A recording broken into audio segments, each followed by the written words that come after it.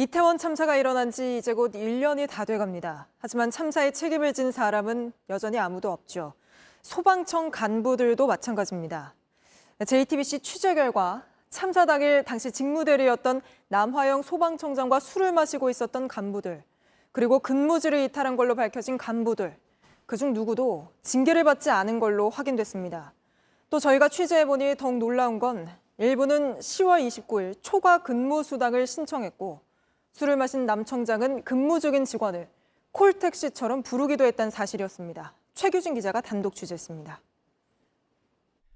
지난 2월 서울경찰청 강력범죄수사대가 소방청에 보낸 행정처분 통보서입니다.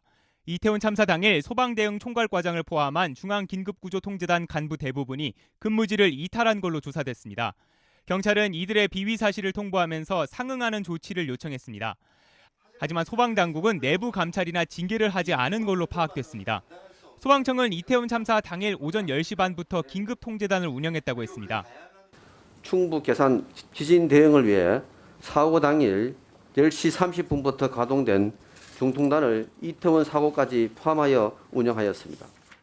소방청 규칙에 따르면 긴급통제단은 1시간 이내 소집에 응하고 현장 지휘가 가능한 장소에 계속 있어야 합니다. 하지만 앞서 통제단장을 맡은 남화영 청장이 자택에서 일부 간부들과 술자리를 한 사실이 알려져 논란이 된 바 있습니다. 사람들이 안 왔어요. 근무하고 있는데 왜 사람들이 하나도 안 오지?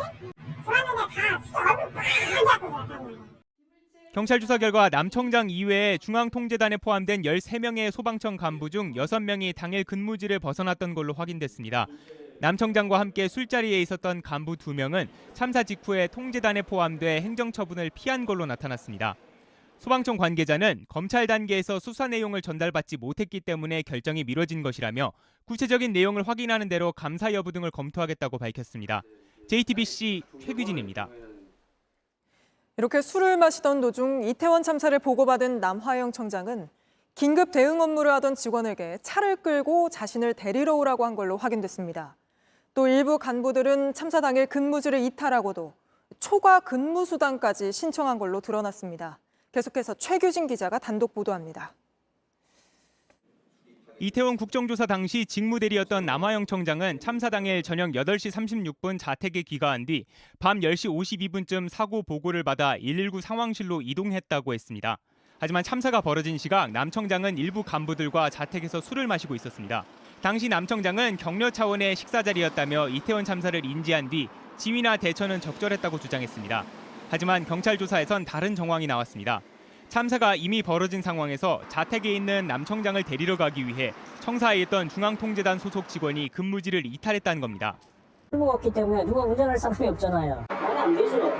통제단장을 갖다 픽업하려고 간다는 것 자체가 근무지를 이탈한다는 자체가 상식적으로 말이 됩니까?